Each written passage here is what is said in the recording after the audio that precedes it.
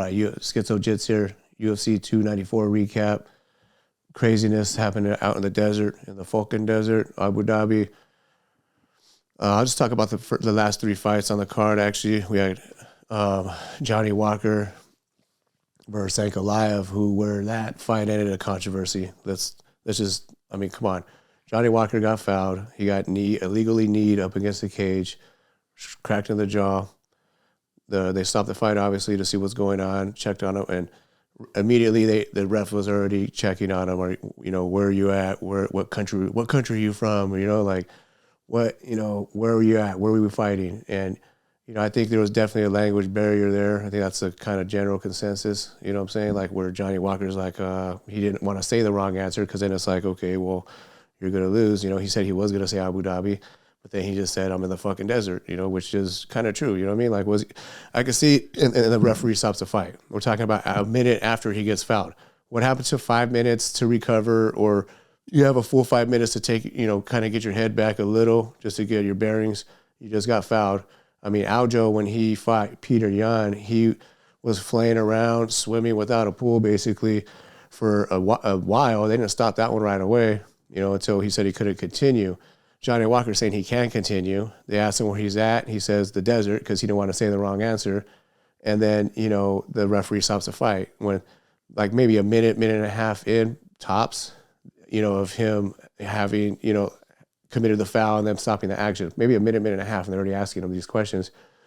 And there's definitely a language barrier there. English is a second language for Johnny Walker, or third, I don't even know. I know he lives out there in, like, Sweden or something, but he speaks Portuguese. You know what I mean? So it was really bad. Just those last three, the co-main fight, it just put a little damper on it. For sure, right off the bat. Like, well, towards the end of the card, obviously, but on the main card, the middle of the main card, put a damper on the whole thing, because we wanted to see more. And these guys, Dana White had to jump into the cage and try to stop things, because these guys still wanted to fight. They wanted to get each other. Ankalaev and Johnny Walker. Johnny Walker was like, what? As soon as he pushed the ref too. So I don't know if there's any fines involved with that. Hopefully not, because it was just such an emotional moment where he thought they were going to be continued, and then they stopped the fight.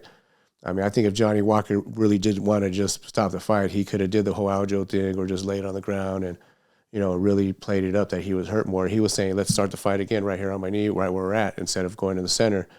Which, I mean, it wasn't trending good for Johnny Walker. Don't get me wrong. I mean, Ankalaev, caught him clean with a liver shot, a punch to the liver, which was crazy. It was the first time I ever seen this type of reaction from a liver shot. Like, he started to go down and then just comes up with a jumping knee. Unless that really didn't hurt him, he was playing possum. But either that, or it was just some crazy, just reflex type thing for the guy. I mean, just didn't want to lose that quick, because it happened really early in the fight.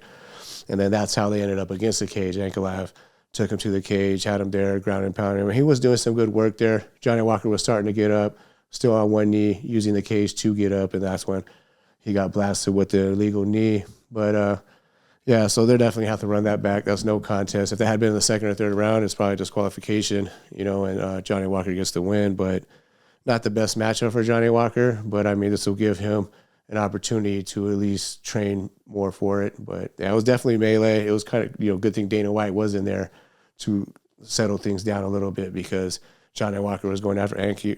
He still wanted to get some too. So they were throwing bombs at whoever. So those are two big ass dudes to be throwing bombs in the cage. So Johnny Walker, like freaking nature, like 6'5", 6'6", 84-inch reach, something like that. I mean, he's 82, whatever. He's freaking huge, long legs. I mean, freaking nature, athletic as crap. But I wanted to see that fight happen, or see what would transpire. But we'll get it again, And then that brought us to Khamzat against Kamaru Usman, which I did make a short video on that one, which I thought a lot of people were underestimating Kamaru Usman, and I said that specifically, that because his experience, for one. I thought his cardio would have been a little better. Maybe he held back a little. He got taken down immediately in the first round, so that could have kind of played a role in that. But that fight, it wasn't the most exciting fight. I mean, Khamzat did kind of play it safe. Like, he timed that. He explodes and times those double legs quick, though, when he got the takedown. Because Kamaru Usman has only been taken out a couple times, actually. Leon Edwards, I think, took him down twice, I believe, and Kobe, but he didn't actually get credit for that one. So really, he had only been taken down 2 or 3 times. and throughout his whole career, and Khamzat took him down like pretty quick, and held him there, had him in somewhat danger, like not too much ferocious ground and pound like we would expect from Khamzat. He definitely didn't ragdoll Usman, but he was a step ahead, and he was able to maintain the body lock, the body triangle on him from behind. It had his back for a lot, was trying to go for chokes here and there.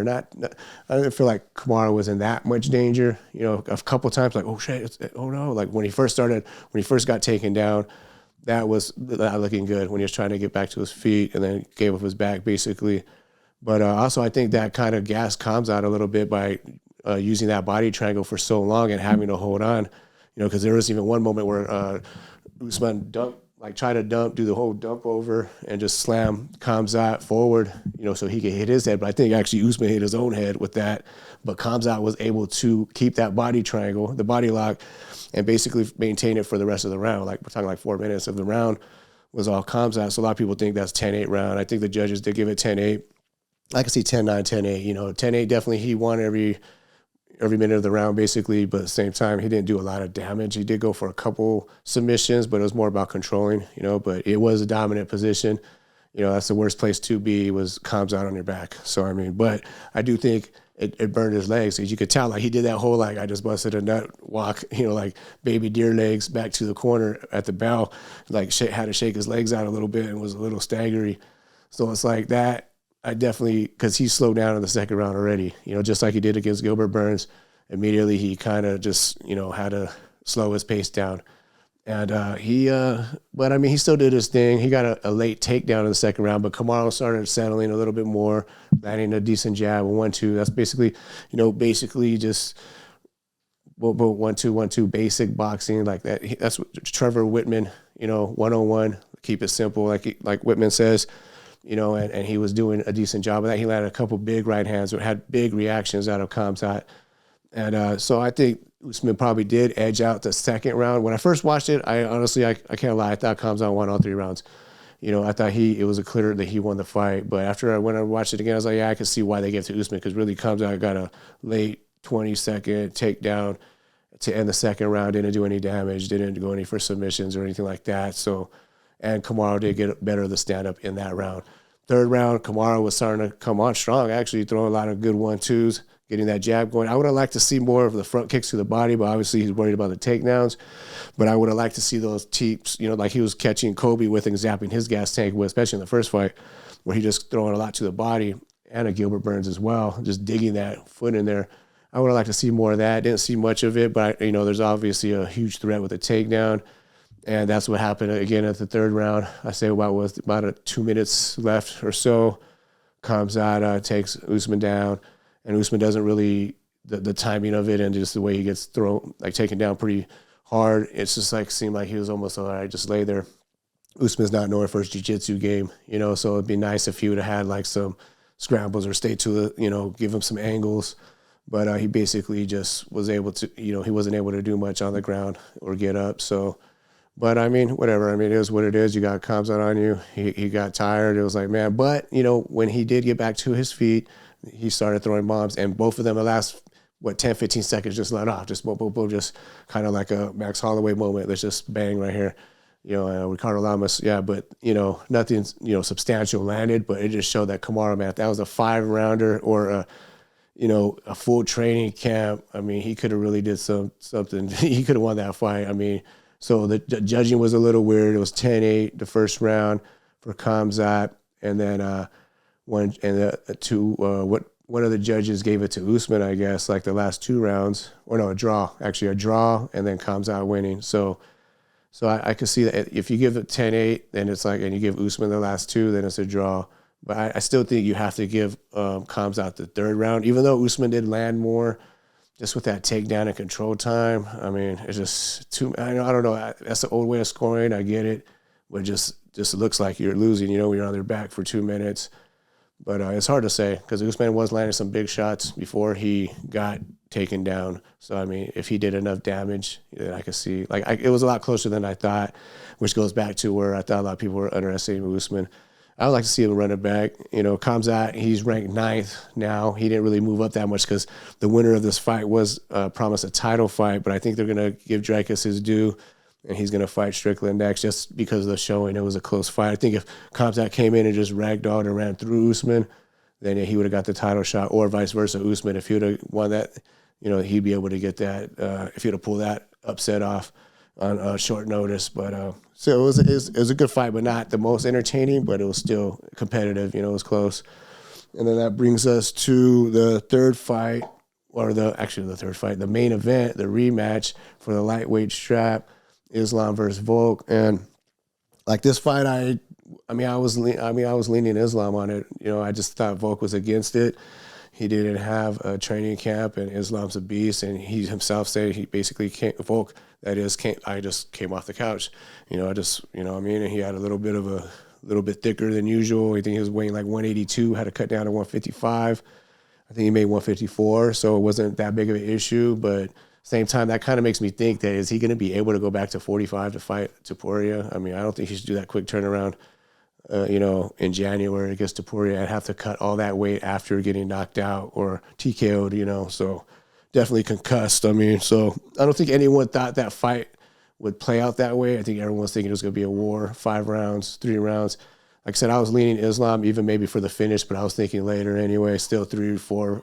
Volk so damn tough, and early in the round, Islam did throw a head kick that just missed, kind of grazed. And he even landed one in the first fight, I remember, where Volk kind of just ate it. But Islam, man, he's just showing how patient he is and a sniper. He did go for one takedown, and Volk did a good job of reversing position and putting Islam on the cage for a minute. He's got the lower center of gravity, strong. He was a wrestling champion in Australia, so he knows, he does know wrestling.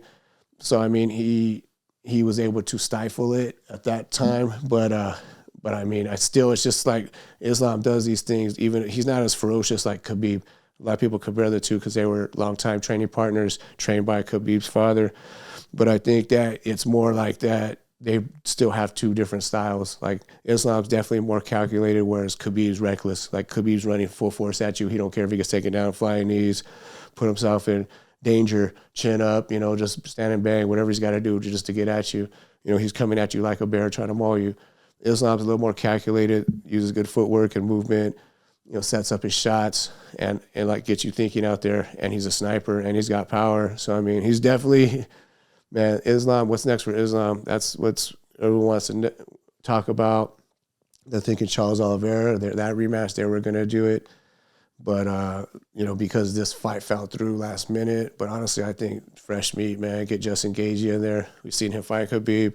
Gaethje's looked great after he did a Poirier head kick knockout back in Utah. So, 291, I think they definitely need to run that fight, I believe. Because that's an all-American wrestler, Gaethje, who is he's a great wrestler, was good all high school, college, all that. He doesn't use his wrestling a lot, and I think it's the cardio factor. But against Islam, he probably have to train that. But he's not. The only thing is I favor Islam because the old Gaethje who fought Khabib and fought all, Michael Johnson, all these guys he was reckless and just throwing bombs and even losing or whatever, but I think that's the guy who matches up better against this version of Islam than the more calculated guy, because I just feel like Islam, if it does go to the ground, he's going to have a clear advantage there. Just with the jiu-jitsu game and the finishing game, like he's going to finish, whoever, I think, on the ground. What he did to Oliveira, even though Oliveira was compromised, Gaethje does get hit, but I love Gaethje. That's one of my favorite fighters. I don't know. I'm going to be rooting for him, but I just feel like Islam will have the advantage just because of this new Gaethje. If it was an old reckless Gaethje, because Khabib used to beat Islam, so he had that same reckless style kind of, so that's comparable. So yeah, I don't think anyone predicted Islam head kick knockout or TKO first round. A lot of people said back of the head shots, but Volk was done. He got cracked. He crumbled into the cage, and nothing against Volk. Obviously, short notice, up against it, brought it, came to win, but just the end of the day, Islam was too much, and that guy's a beast, So I don't see anyone beating Islam anytime soon, but I am anxious to see him against Justin Gaethje. So yeah, that was UFC 294. My favorite fight, obviously, my favorite matchup there was definitely Khamzat Kamaru. So that's the one I was like the most looking forward to, even though it was still a chess match, so it was still nice to see, even though it wasn't the most barn burner, type fight like Khamzat Burns or anything. But I still feel like if that was 5 rounds, it would have been even better because Khamzat, if he's going to gas, if he's not, I mean, we'll see what he's made of, see if he could even go 5 rounds. So, I mean, yeah, that fight was the best. And obviously Volk, I mean, unbelievable. I mean, Islam finishing Volk, unbelievable. First round, TKO, knockout. I mean, just incredible. What's next for Volk? Ilia Topuria waiting for you. Like I said, I say take some time off. I mean, you're your own man. You step up. You're a badass. You're freaking right there in the pound for pounds. It's just, I don't know, dude. Ilia is a beast on the feet with his hands, his boxing. It's quick, explosive, undefeated, and you just got knocked out. So I would say take your time a little more, maybe March-ish or whatever, not January, and then just because they're in that weight cut too, you know what I'm saying? Like if he was weighing 180 something off the couch to come down to 155, imagine if that was another 10 pounds. That might not be that easy anymore the older you get. And, just after coming off a brutal knockout, that's even more on your body and brain. I don't know. So I think that's probably, obviously they're saying that's what's next for Volk is Ilia, but which I was really looking forward to that fight. Now, I know it's hindsight, but I had just made a video on them breaking that news, and then they, that's when Oliveira got injured and they had to change up on the opponents. So, yeah, that's all I got. Let me know what you guys think. Like, subscribe.